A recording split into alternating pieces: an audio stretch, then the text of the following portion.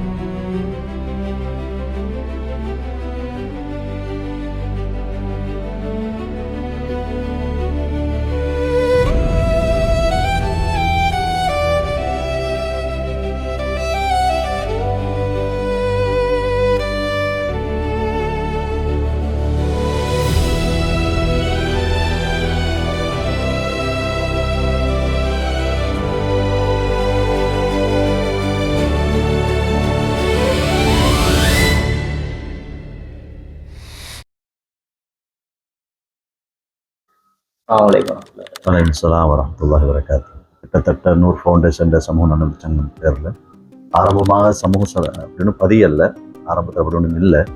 சும்மா மனிதனுக்கு உதவி செய்யணுன்ற நோக்கத்தில் சில பணிகளை செஞ்சு கொண்டிருந்தது. இது அல்லாஹ் கிருபையினால் நம்மக்கிட்ட ஆரம்பத்திலிருந்து அது நம்மளோட தாய் தப்பனுடைய துவாக்களை தெரியல.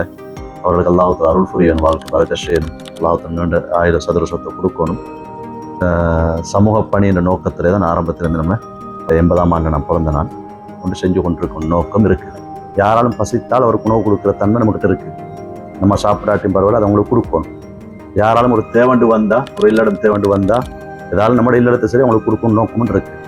இந்த அடிப்படையில் ஏதாலும் உதவி பண்ணணும்.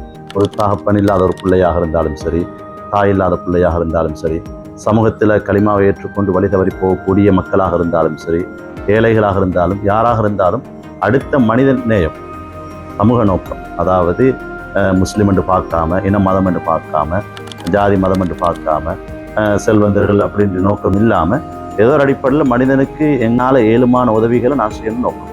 கிட்டத்தட்ட 2012-15 பின்னால் நினைக்கிறேன், 12க்கு பின்னால் நினைக்கிறேன்.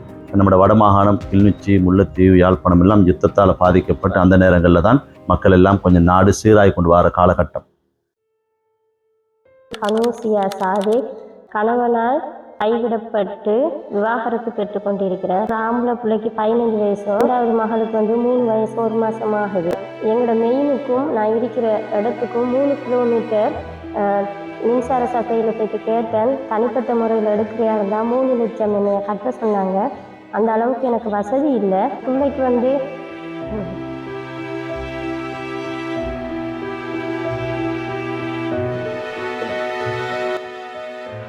தகப்பன் பாசமும் இல்லை, தாய் பாசமும் இல்லை. அந்த பிள்ளை ஏங்கி போய் திரும்ப சொல்லிட்டான். அவ்வளோ நெருக்கடி சூழ்நிலை வந்தும் என் பிள்ளையால நான் விட்டுட்டு போயிடக்கூடாதுன்னு சொல்லி அதே இடத்துல நின்று தன்னம்பிக்கையா நின்றேன். போல எத்தனையோ மக்கள்கள் இருக்கிறாங்க, அவங்களுக்கும் இப்படி போயிட்டு போல பாதிக்கப்பட்டு உள்வாங்கி கொண்டிருக்கிற அதனால் கைவிடப்பட்டவர்களுக்கு திட்டத்தை மீண்டும் மீண்டும் செஞ்சு கொண்டு வர நான் மேலும் துவா செஞ்சு கொள்கிறேன். நான் அல்லாஹ் கிட்ட தொழுகி துவா கேட்குறேன். என் வீட்டுக்கு இன்றைக்கு வெளிச்சம் மாறத்துக்கு மெயின் காரணமே டெப்ரைட் நிறுவனமும் அஜ்வாத் மௌலவியும் தான். பகுதியில் வந்து ஹஜ்ஜி பெருநாள் மாடு கொடுக்க வேணும்னு குர்பானில் எல்லாருக்கும் மாடு கொடுக்கும் நோக்கத்தில் அப்படி 4 பேர் சேர்ந்து மாடு தேடி பேத்துட்டு இருந்தோம். மௌலவின்னு சொல்லி அவர் இந்த சூடுவந்தல் சேர்ந்தவர் தான். யாழ்ப்பாண ஒரு சகோதரோட சேர்ந்து நாங்கள் ஒரு 4 பேர் ரியாஸ் என்று சொல்லி அவர் வவுனியாவில் கடை செஞ்சு கொண்டிருக்கிறார். ஒரு தகவல் ஒன்று கிடைச்சிச்சு, ஒரு இஸ்லாமான குடும்பம் வந்து இந்த பகுதியில் 4 பேர் இருக்கிறாங்க. சில மார்க்கத்துக்கு சம்பந்தமான உதாரணமாக திருமணங்கள் செய்கிற விஷயங்கள், அதாவது இஸ்லாம் அல்லாத ஒரு பெண்ணோட இஸ்லாமான ஒரு ஆண் தொடர்பாகிற முறைகள், பெரிய பிரச்சனைகளை ஃபேஸ் பண்ணிருக்கிறீங்க.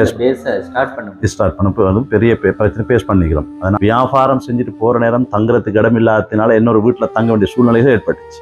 இவங்களை சந்தி இந்த குடும்பம் யார், என்னத்துக்கு இவர் இருக்கிறாங்க, என்ன விஷயம் சொல்லி இவங்களை தேடி நாங்கள் தேடி போனோம்.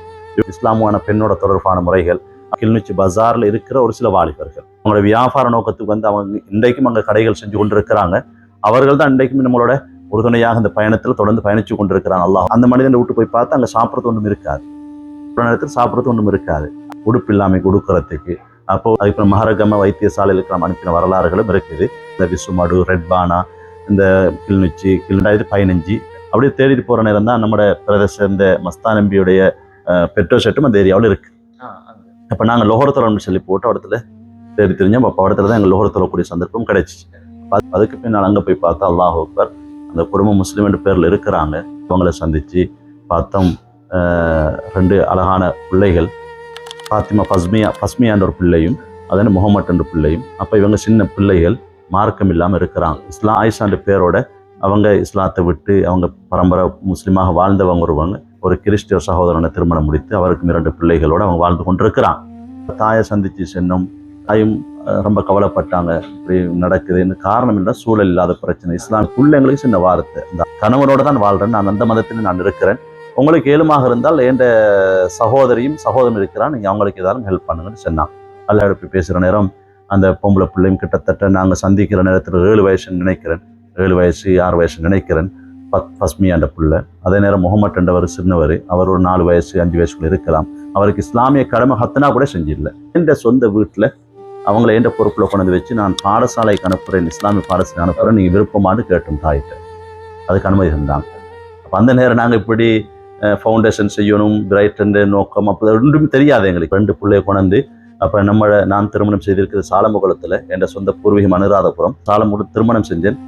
திருமணம் செஞ்சு அங்கே என்ன செஞ்சேன், அல்ஹம்துலில்லாஹ்னு 2 பிள்ளையும் கொண்டு என் ஒய்ஃபோட அந்த வீட்டில் மிச்சம் அல்ஹனும் 2000 ரூபாய் கொடுத்து வாடகைக்கு இருக்க காலகட்டத்தில் நான் என்ன செஞ்சேன், முதலாவது பாடசாலையில் அதிபராக இருந்தார் எங்களோட ஷேகுராஜ் அதிபர் என்று சொல்லி முனாஜித் மொழியில நானா தான் 2 பிள்ளை பாடசாலை செஞ்சு அல்ஹம்துலில்லாஹ் நல்ல விஷயம் பண்ணார், உதவி பண்ணார். அதுக்குரிய ஏற்பாடுகள் அவர் செஞ்சு தந்தார். பாடசாலை அல்-அக்ஸாவில். அதே நேரம் பள்ளி வாசல் தலைவர் எங்களோட முத்து முகமது சார் அவர் இருந்தாங்க. அவர் டைம் சென்னன், அவர் நல்ல விஷயம் பண்ணார். உங்களோட வீட்டில் வச்சு பராமரிக்க பிள்ளைய நீங்கள் என்னட்ட சொல்கிறீங்கன்னு கேட்டார். நல்ல விஷயம் செய்யுங்க, பரவாயில்லாண்டு. ஒரு ஃபவுண்டேஷன் ஷேக் அஜ்வாத் அவர்கள் இதனை ஆரம்பித்த போது மிகவும் வளப்பற்றாக்குறை, அசௌகரியங்கள், இது சாத்தியப்படுமா இல்லையா என்று கூட இருந்த நாங்களும் உதவியாளராக, நான் ஒரு உறுப்பினராக இருந்தேன். அந்த நேரத்தில் ஏதோ அவர் கூப்பிட்றதுக்காக நான் சென்றனே ஒழிய, ஆனால் அது நடக்கும் இந்தளவு இறைவன் கை கொடுவான், அவர் சாதிப்பார் என்று நான் அப்போ நினைக்கல. டிசி உறுப்பினர்களாக இருந்த நபர்கள் எல்லாம் சேர்ந்து அதனை ஆரம்பித்து வைத்தோம். அச்சுறுத்தலான, உடல் ரீதியான அச்சுறுத்தல் அளவுக்கெல்லாம் கண்டிக்கப்பட்டு பிரச்சனைகளும் கொடுத்தார். குறிப்பாக இஸ்லாத்துக்கு வந்த குடும்பங்களுக்கு உதவி செய்கின்ற வகையில் இருபக்க பிரச்சனையை சந்தித்தார் அவர்.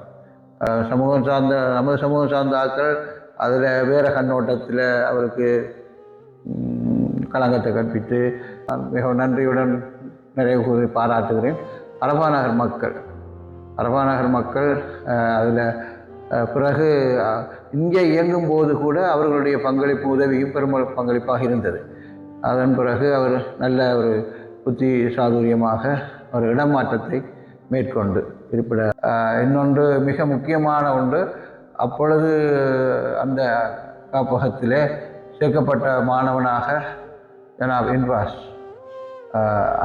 இன்பாசன் மாணவன் பாடசாலை படித்து கொண்டு அங்கு இணைக்கப்பட்டார். அவர் வேறொரு கிராமத்தில் இருந்து இங்கே வந்து சேர்க்கப்பட்டிருந்தார்.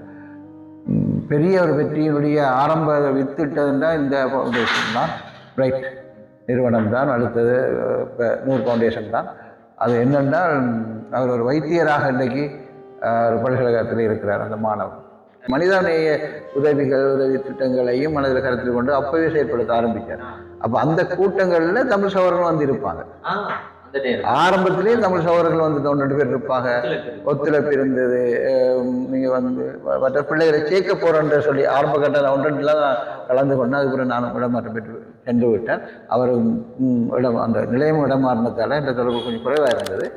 அவர் இப்போ நீங்கள் சொல்கிற விஷயம் ஏற்கனவே அவரோட மனதில் இருந்த ஒரு விஷயம், பெரிய சந்தோஷமாக இருக்குது. அதை எனக்கு கேள்வி இது நடக்குதுன்ற பார்க்க அவரோட நோக்கங்களில் ஒன்று தான் அது. அவருடைய அடிப்படையில் அவர் திட்டத்தில் வச்சிருந்தார். அதுவும் வெற்றிகரமாக அமைஞ்சிருந்தது. சந்தோஷமாக இருக்குது.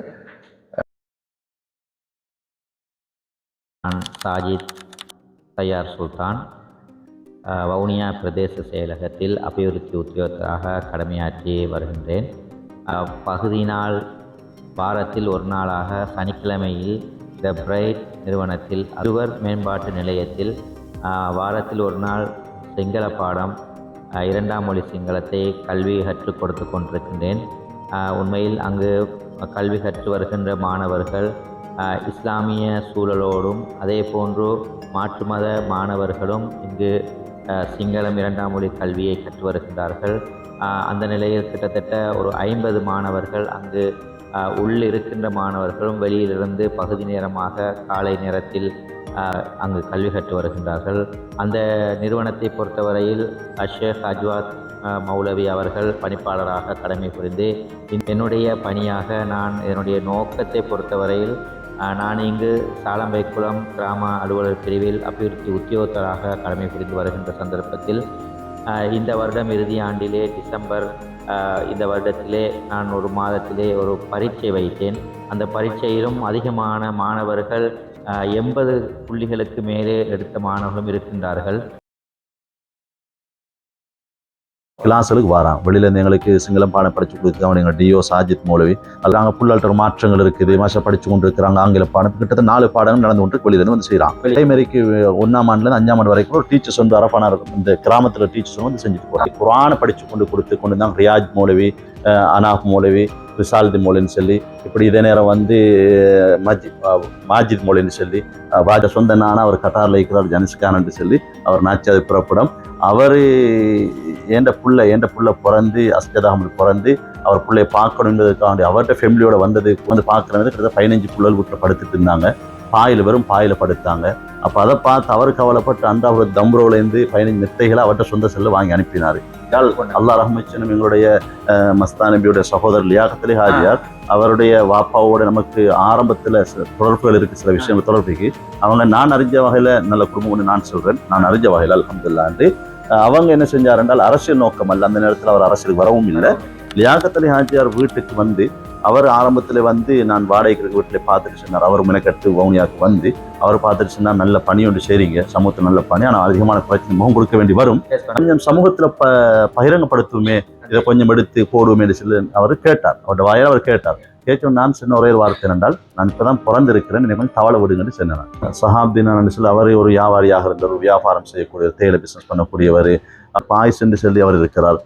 கிளிநொச்சி பகுதியில் அதிகமான சமூக பணிகளோடு ஈடுபட்டவர், பள்ளிவாசல் அந்த வகையில் எங்களுக்கும் ஹெல்ப் பண்ணியிருக்கிறார், உதவி பண்ணியிருக்கிறார். இப்போ ஜெனிஸ் என்று சொல்லி, ரிகாஸ் ஆஜியார், நியூ அரஃபாஸ் என்று சொல்லி, ஜோஃபர் நான் என்று சொல்லி, சிட்டி டெக்ஸ் என்று சொல்லி, இப்படி ஹில்மி என்று சொல்லி, முபாரக் என்று சொல்லி, ராஃபி என்று சொல்லி, ராஃபி மாஷா அல்லா அவர் ஆரம்பத்திலிருந்து எங்களோட ஓடக்கூடிய சகோதரர் இரவுபகலாக எந்த நேரமும் அவர் சொந்த வாகனத்தில் வந்து கொண்டு, பைக்கில் வந்து கொண்டு, அவங்கள பெட்ரோல் அடிச்சுட்டு இப்படி எல்லாருமே பாடுபட்ட ஒரு சகோதரர் கும்புவில் இருக்கிறார் அல்ஹம்துலில்லாஹ். இதனை ஜெனீஸ் அகமட்னு சொல்லி காத்தாங்குடி சேர்ந்தவர். அவர் தான் எங்களோட ஃபவுண்டருக்கு இந்த 100 ஃபவுண்டேஷன் பேர் வைக்கணும்னு சொன்னவரே அவர் தான். குர்ஆன்ல சூரத்து 100 வருதுன்னு சொன்னார். அவரே ஞாபகப்படுத்தினார். அவருக்கு அல்லாஹ் தஆலா கொடுத்த இதாயிக்கும் அவர் டக்குன்னு சொன்னார், சூரத்து 100 வருது தானே குர்ஆன்ல. 100 என்னன்னு கேட்டார். பிரகாசம், வெளிச்சம். அப்ப நம்மளோட வேலை வெளிச்சம் ஆகிக்கட்டுமே. இது ஒரு வெளிச்சம் ரகசியமாக நாங்கள் இங்க வவுனியா, நம்ம கிளிநொச்சியில இருந்து வவுனியாவில் தங்கியிருக்கக்கூடிய சாலமுல் மண்ணில் தங்கியிருக்கக்கூடிய 10 பிள்ளைகள், எங்களோட பராமரிப்பு இருக்கக்கூடிய 10 பிள்ளைகளுக்கு அவர் ரகசியமாக என்ன செய்வார், அவருடைய பேக்கில் கொண்டு வந்து உடுப்பை கொடுத்துட்டு போவார். காணியை தந்தவரும் இதே மண்ணில் பிறந்தவர், வவுனியா மண்ணில் பிறந்தவர். அந்த வந்ததன் பின்னால் இந்த கிராமத்துக்கு அரஃபா நகரோட கிராமத்துக்கு வந்த பின்னால் இந்த பள்ளியுடைய நிர்வாகம், இந்த பள்ளி தலைவர் PM மஹ்பூப், மாஷா அல்லாஹ், அவருக்கு அல்லாஹ் அருள் புரியணும். அவர் எங்களை கேள்விப்பட்டு சாலம்பூரத்துக்கு வந்து சொன்னார், இந்த பணி நீங்கள் எங்களோட கிராமத்தில் செய்யுங்கன்னு சொல்லி. மாஷா அல்லாண்டு என் ஒய்ஃப் தான் முழு பணிகளும் சமூக பணியில் எனக்கு செஞ்சிருக்கிறார்.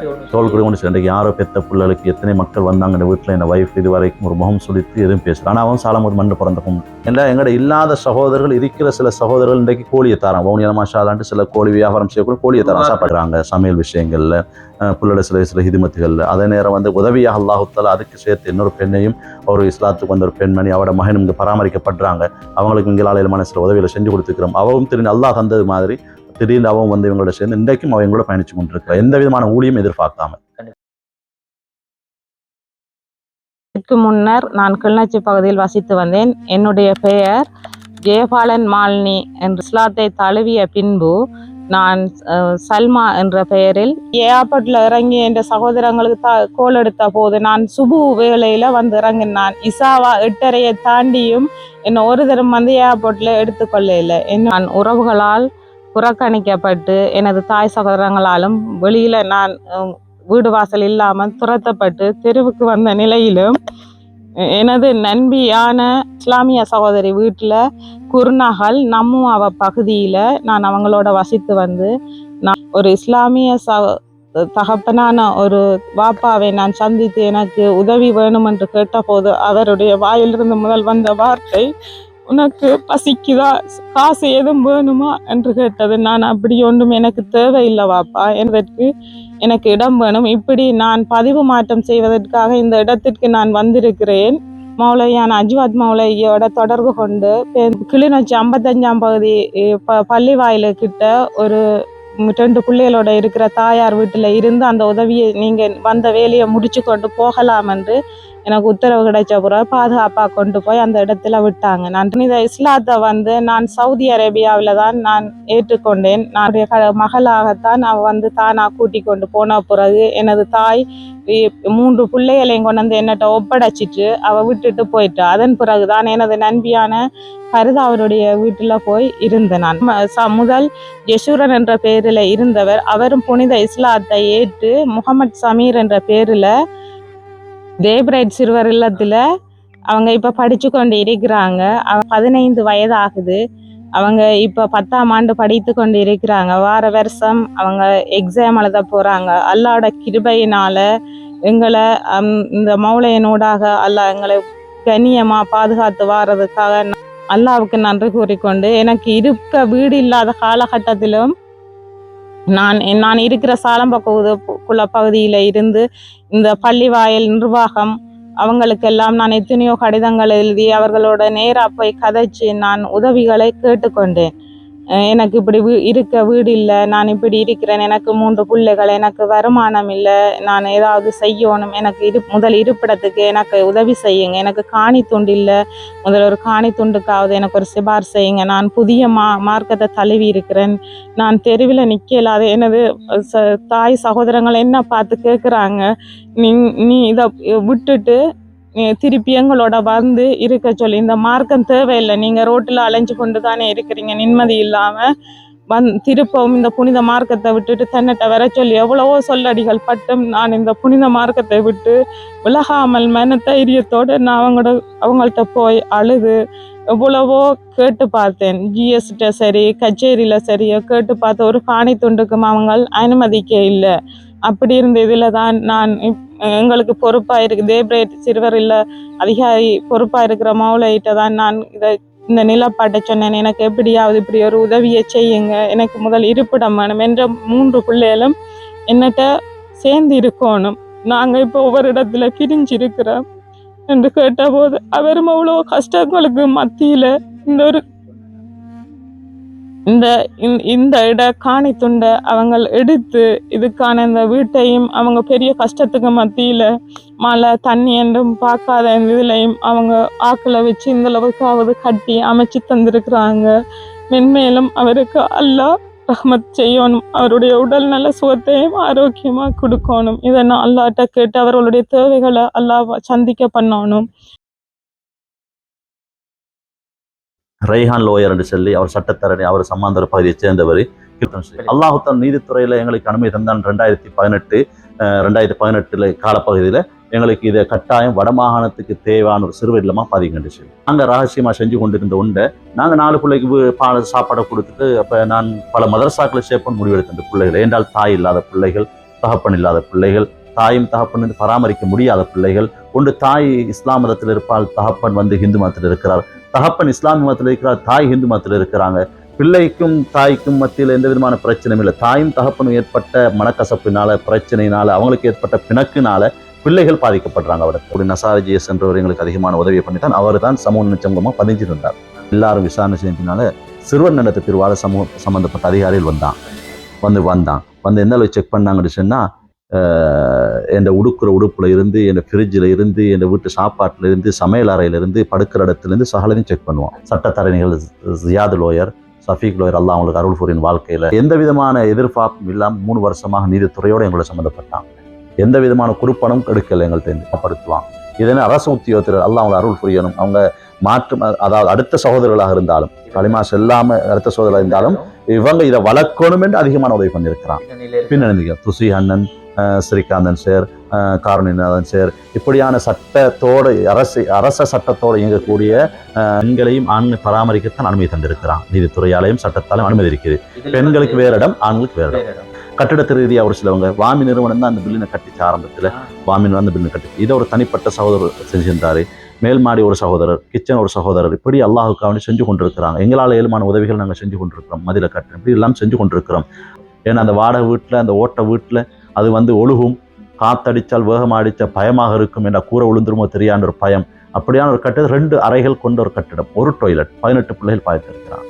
உங்க புளியங்குளத்துலேருந்து ஒரு பிள்ளை பஸ்ஸில் கிளாஸ் படித்து கொடுத்துருப்போம். இப்போ இங்கே அல்-அக்ஸாவிலையும் அரஃபா நகர் வித்தியாலயம் படிக்கிறான். வெளியில் படிக்கிற கூட வெளியில் படித்து கொண்டிருக்கிறான். ஒருத்தரும் பாடசில பொட்டானிச்சூர் ஸ்கூல் ஒரு பிள்ளை படித்து கொண்டிருக்கிறான். ஒரு ஆள் O லெவலில் 9 பாடத்துலையும் பாஸ் பண்ணார். 5A 4B எடுத்திருக்கிறார். சிங்கள மாஷா அல்லா, இங்கிலீஷ், கணனி விஷயம் நல்ல தஸ்கூலுக்கு போயிட்டு வந்த பின்னால் 3 மணிக்கு பின்னால் பகுதி நேர கிளாஸ் வச்சு அதில் ஊர் பிள்ளைகளும் சில படிக்கிறாங்க. அல்ஹம்துலில்லாஹ் படிக்கிறாங்க. இதே நேரம் எங்கள்கிட்ட ஹிந்து பிள்ளைகளும் ஒரு 4 பிள்ளை படிக்கிறாங்க. அந்த செல்வா நகர்லேருந்து படிக்கிறாங்க.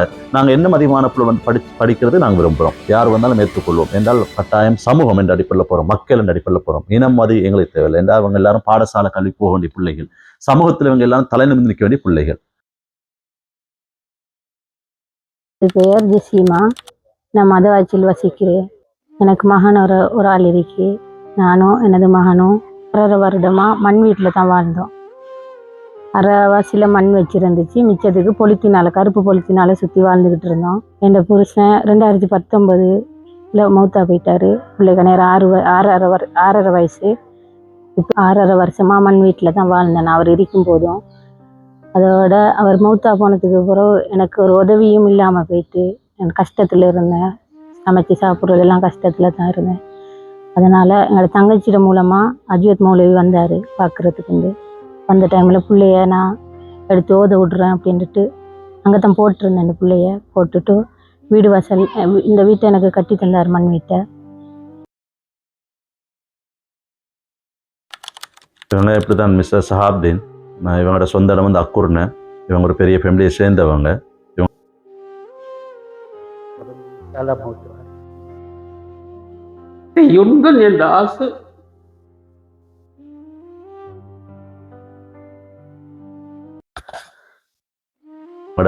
தம்பி ரம்சான் என்று சொல்லி திகன கார்டன் ஹோம் செஞ்சு கொண்டிருக்கிறாங்க. அந்த ஹோம் அடிப்படையில் எங்களுக்கு தொடர்பு இருக்கிற நேரம் தான் அக்கூர்ன ஜெம்மியா, அல்லாஹ் தஆலா அருள் புரியணும் அவர்களுக்கு. முசம்மில் மௌலை அவங்களுக்கு அல்லாஹ் பரக்க செய்யணும், அல்லாஹ் இதில் எடுத்து கொடுக்கணும். அவங்களோட தொடர்பு மூலமாக, ரம்ஜா மௌலையோட தொடர்பு மூலமாகத்தான் எங்களுக்கு எங்களோட அறிமுகமாகினது. அந்த ஹோமுக்கு வாரத்துக்கு முன்னாலே அவங்க எங்களுக்கு கணக்குகளையும் செஞ்சு தந்து உதவிகளையும் செஞ்சுருக்கிறாங்க. கிட்டத்தட்ட 8 வருஷமாக எங்களோட பயணிக்கிறாங்க. ஆரிஃப் ஆப்தீன், அல்ஹம்துலில்லாஹ். நீங்கள் 2023 3ஆம் மாதம் 23ஆம் தேதி மாதிரி த பிரைட்டில் நான் ஜாயின் பண்ணேன். அதிலிருந்து தொடர்ச்சியாக இப்போ வரைக்கும் பயணித்து கொண்டு இருக்கிறோம்.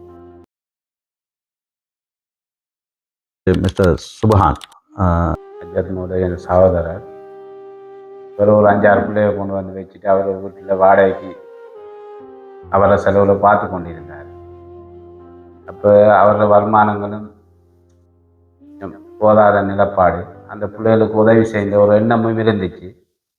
அப்போ அவர் நம்மளோட சகோதரன்ற ரீதியில் நல்ல முறையில் நாங்கள் நடந்து வந்தோம்.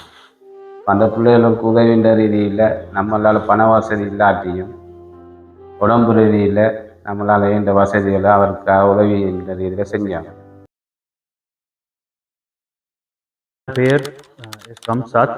நான் அரஃபா நகர் மஸ்ஜிதுல் நூர் ஜும்மா பள்ளியின் செயலாளராக இருக்கிறேன். இங்கே அமையப்பட்டிருக்கின்ற பிரைட் சிறுவர் பராமரிப்பு நிலையமானது எமது கிராமத்தில் அமையப்பெற்றதை அடுத்து நாங்கள் கிராம மக்கள் சார்பாகவும் பள்ளி நிர்வாக சார்பாகவும் பெருமிதம் அடைகின்றோம். இது வவுனியா மாவட்டத்துக்கு மட்டுமில்லாமல் வட மாகாணத்திற்கே ஒரு பிரயோசனமான ஒரு திட்டமாக இது அமையப்பட்டிருக்கின்றது. எமது கிராமத்தில் அமைஞ்சது மிகவும் ஒரு வரவேற்கத்தக்கது. ஏனென்று சொன்னால் இங்கே அவங்களோட நோக்கத்தையும் மீறி மேலதிகமான நிறைய வேலை திட்டங்களை செஞ்சு கொண்டிருக்கிறாங்க. அதில் வெளியில் எங்களோட ஊரில் உள்ள பிள்ளைகளை எடுத்து பகுதி நேர வகுப்பாக ஒரு இது நடத்தி கொண்டிருக்கிறாங்க. உண்மையில் அது வரவேற்கத்தக்கது. ஏனென்னு சொன்னால் இங்கே வவுனியா மாவட்டத்திற்கு டவுனுக்கு சென்று தான் இங்கே உள்ள பிள்ளைகள் படிக்க வேண்டிய ஒரு சூழ்நிலை இருந்தும் வாகன போக்குவரத்து வசதி அடுத்தது மிகவும் கஷ்டப்பட்டு கொண்டிருக்கு. இந்த நிலைமையில இப்படி ஒரு பகுதி நேர வகுப்பு இங்கே அமையப்பட்டிருக்கின்ற பல அனர்த்த சந்தர்ப்பங்களிலும் எமது மக்களோடு இந்த நிறுவனம் கைகோர்த்திருக்கின்றது. அதே போல ரமலான் காலங்களில், ஹஜ் காலங்களில், இப்படியான காலங்களிலெல்லாம் இந்த நிறுவனமானது எங்க மக்களுக்கு பல உதவிகளை செய்திருக்கிறாங்க. படித்து முன்னேறுவதற்கும் இந்த நிறுவனம் இதே போல பல வேலை திட்டங்களை செய்ய வேண்டும் என்று எமது பள்ளி நிர்வாகம் சார்பாகவும் மக்கள் சார்பாகவும் நான் தெரிவித்துக் கொள்கிறேன்.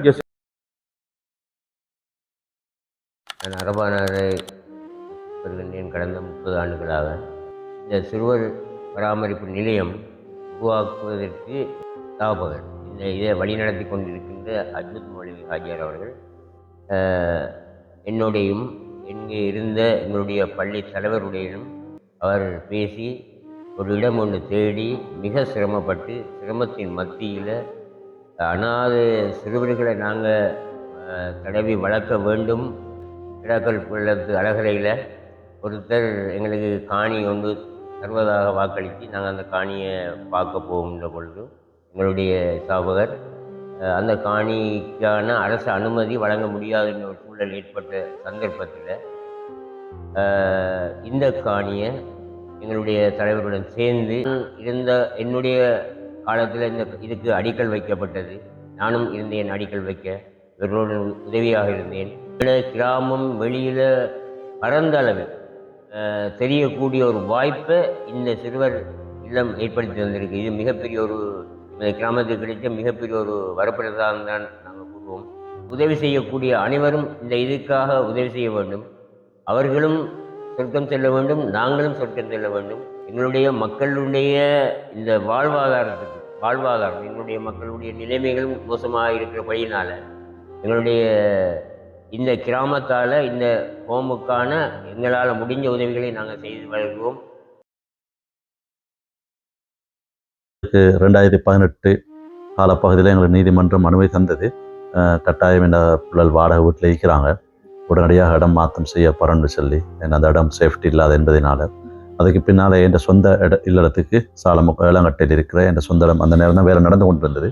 அப்போ அந்த இடத்துல மாஷாதாண்டு அவர்களை பராமரிக்கப்பட்டது. கிட்டத்தட்ட ஒரு 2 வருஷமாக அந்த இடத்துல பராமரிக்கப்பட்டான்.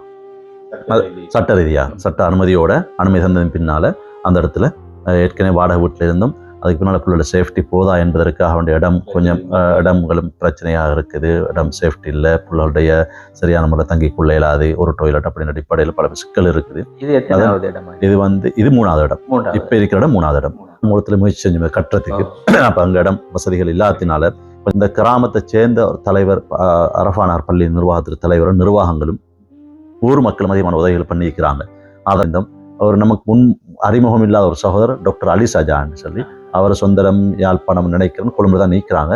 வவுனியாவில் கொஞ்சம் காலமாக வேலை செஞ்சாங்க. அவங்களோட ஒய்ஃப் வவுனியா ஹாஸ்பிட்டல்லையும் அதே நேரம் அவர் ஆயுர்வேத ஹாஸ்பிட்டல்லையும் கொஞ்சம் காலம் வேலை செஞ்சாங்க. வேலை செய்கிற நேரத்தில் அவர் ஒரு அறிமுகமாகி நம்ம சாவக்கச்சேரி பள்ளிவாசல் குத்துபா செய்கிற நேரத்தில் சின்ன ஒரு அறிமுகம் உண்டாகிச்சு அவரோட. அதுக்கு பின்னால் அவங்க இந்த இடத்த பார்த்து நேரடியாக அப்போ அவரே கேட்டார், வவுனியாவில் இடத்துல செய்கிறீங்க, இவ்வளவு காலமாக செய்கிறீங்க, எங்களுக்கே தெரியாது, நாங்களும் வவுனியாவுக்குள்ளே தான் நிற்கிறோம், ஒரு அறிமுகம் இல்லையே அப்போ அந்த டைமில் எந்த அறிமுகம் ஒரு விளம்பர பலகை கூட நாங்கள் போடலை, ஒரு போர்டு கூட இல்லை. அப்போ கிட்டத்தட்ட ஒரு 4 வருஷமாக செஞ்சுட்டோம், ஒரு போர்டும் இல்லாமல் ஒரு 4 வருஷமாக செஞ்சு கொண்டோம். அப்போ அவராக தேடி வீட்டுக்கு வந்து பார்த்துட்டு அப்போ சொன்ன ஒரு பணி செய்றீங்க அல்ஹம்துலில்லாஹ், இதுக்கு என்னால் ஏழுமான பங்களிப்பு நான் கட்டாயம் செய்வேன். அப்போ கேட்டார் என்ன செய்யணும்னு சொன்னாங்க, எங்களுக்கு இப்போ நீதிமன்ற அனுமதி தந்திக்குது, கட்டாயம் ஒரு கட்டிடம் எடுத்த வேண்டும். அப்போ அவருடைய நண்பர் தான் நஜ்மான் சார் என்று சொல்லி வாமி நிறுவனத்தில் டிரெக்டராக இருந்தவர். அப்போ அவரோட தொடர்பாகி பேசி நாங்களும் அந்த நிர்வாகத்தை சந்திக்க போயிருந்தோம். ஒரு ப்ரோக்ராம் உண்டு, எங்கள் நிர்வாக ரீதியாக போயிருந்தோம். அதுக்கு பின்னால் நிர்வாக ரீதியாக போய் அவங்களோட சில ஒப்பந்தங்களை பண்ணி அல்ஹம்துலில்லாஹ்னு இந்த முதல் கட்டிடம் இந்த வளாகத்தில் ஆரம்பத்தில் பெரிய காடாக இருந்துச்சு. கீழ்மாடி கட்டிடம் பெரிய ப்ரோக்ராம் ஓப்பனுக்கும் 2019 3ஆம் மாதம் 14ஆம் தேதி நாங்கள் கட்டிடத்தை ஓப்பன் பண்ணோம். மாஷா அல்லாஹ் அதிகமான மக்கள் எங்களோட குடும்பத்தை சேர்ந்தவர்கள் என்று அவருக்கு முழு பேரும் வந்திருந்தாங்க. எங்களோட நண்பர்கள், உறவுகள், எங்களோட நிர்வாக ரீதியாக இதுக்கு உதவி பண்ணினவங்க, இதை கட்டிட்டவங்க, எங்களோட உலமாக்கள் மாஷா அல்லாஹ் வவுனியா அளிக்கிற ஜெம்மியா மதரசா, ஏன்னா இந்த பக்கத்தில் கருமியா மதரசா, பட்டாணிச்சி மதரசாக்கள் இருக்கிற உலமாக்கள், வவுனியா டிஸ்ட்ரிக்ட் இருக்கிற உலமாக்கள், வெளிமாட்டத்தில் இருக்கிற நம்ம தெரிஞ்சவங்க எல்லாரும் வந்திருந்தாங்க. அதிகமான மக்கள் வந்தாங்க. எந்த அளவுக்கு கொண்டு நிதா ஃபவுண்டேஷன் டீம் வந்திருந்தது, காத்தாங்குடி சம்மேளனத்தில் வந்திருந்தாங்க, புத்தளத்தால் வந்திருந்தாங்க, அப்படி ஜெம்மியாக்கள்லாம் வந்திருந்தாங்க. எல்லாருமே வந்து மாஷா அல்லாஹ் கிட்டத்தட்ட அதிகமான மக்கள் ஒரு திரளாக ஒரு 500 பேருக்கு மேற்பட்ட சகோதரர்கள் ஒன்று சேர்ந்து அந்த கட்டிடத்தை அன்று ஓப்பன் பண்ணி மாஷா அல்லாஹ் அதுலேயும் எங்களோட ஒரு சகோதரர் அந்த நாங்கள் ஆரம்பத்தில் எந்த பிள்ளைய வழி தவறி போயிடும் சொல்லி எந்த புள்ளை எடுத்தோமோ அதே புள்ள தான் இந்த கிராத் ஓதி ஆரம்பித்தார். அந்த மேல்மாடி கட்டினாப்புல அப்படி கூறு அடிக்கலை. மேல்மாடி கட்டினதும் ஒரு சகோதரர் முன்னுக்கு வந்தார், அவர் ஒரு 5 லட்சமோ ரன் பண்ணினார். அதை வச்சு நாங்கள் எங்களோட சகோதரர் சேர்ந்து அல்ஹம்துலில்லாஹ் மேல்மாடி முடிச்சிட்டோம். அல்ஹம்துலில்லாஹ் நாங்கள் இதுவரைக்கும் எந்த பஜார்லையும் போயிட்டு கலெக்ஷன் பண்ணல, ஒவ்வொரு கடையாக போயிட்டு எங்களுக்காக தாங்க இதான் கேட்கல. கேட்கறது எங்களும் கௌரவம் ஒன்று இருக்குது, எங்களுக்கும் ரெண்டால் தேவைகள் இருக்குது. ஆனாலும் அது கட்டாயம் வந்து இது சமூகத்தில் எல்லாருக்கும் உள்ள பொறுப்பு. இதை பார்த்து கொண்டிருக்கிற கேட்கிறவங்க எல்லாரும் என்ன செய்யணும்னா அல்லாஹுக்காக வேண்டி செய்ய நினைக்கிறவங்க தேடி வந்து செய்யலாம். எங்களை கையில தர தேவையில்லை, எங்களுக்கு எதுவும் வானம், எங்களை கையில வானம். இந்த இடத்த வந்து பார்த்து கண்ணால வந்து பார்த்து இந்த பிள்ளைகளை பார்த்து இந்த இல்லத்துக்கு என்ன தேவைகள் இருக்குது, இந்த பிள்ளைகளுக்கு என்ன தேவை இருக்குது, நேரடி அக்கௌண்ட் இருக்குது. அதுக்கு சட்ட ரீதியான அந்த வழக்கறிஞர்களுக்கும் அந்த நீதித்துறை சம்பந்தப்பட்டவர்களுக்கும் சட்ட ரீதியாக சம்பந்தப்பட்ட அந்த அதிகாரிகளுக்கும் அல்லாஹ் அருள் புரியணும். அவனோட வாழ்க்கையிலும் அல்லாஹ் அவனோட தேவையை பூர்த்தி செய்யணும். நோய் நொம்பலம் இல்லாத வாழ்க்கை கொடுக்கும் என்றால் இஸ்லாம் மார்க்கத்தை இப்படி தேவன்று எங்களோட களிமா செல்லாத சகோதரர் தான் சொன்னாங்க. இது களிமா செல்ல சகோதரர் செல்லல, களிமா செல்லாத சகோதரர் முட்டுக்கட்டையாக இருந்தாங்க. களிமா செல்லாத சகோதரர் சட்ட ரீதியாக சொன்னா இது கட்டாயம் தேவை. இஸ்லாம் பொருள் இப்படி பராமரிக்கும். ஏன்னா முஸ்லிம் பொருளை கொண்டு போய் நாங்கள் ஹிந்து ஹோம்ல விற்க விருப்பம் இல்லை.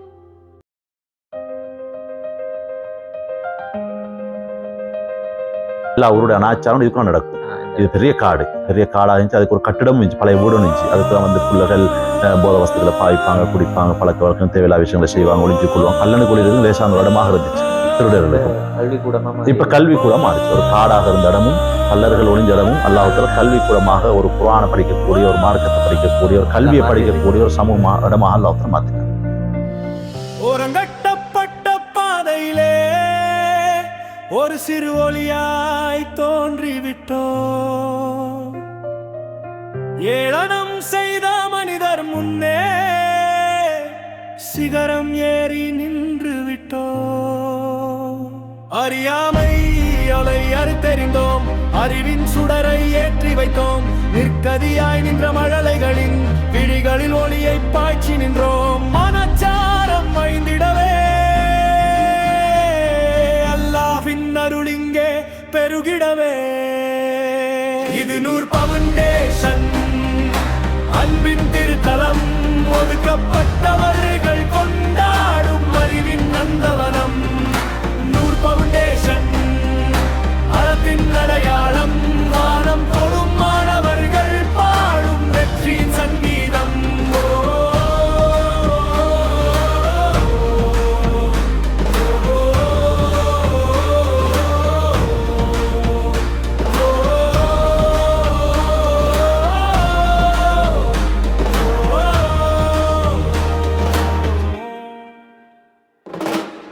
ஒளியேற்றிய சுவடுகள் தொடர்ந்திடும், இன்னும் உண்மைகள் பாகம் 2 பேசிடும். அறத்தின் சுவடுகள் விடியல் இங்கிருந்து ஆரம்பம்.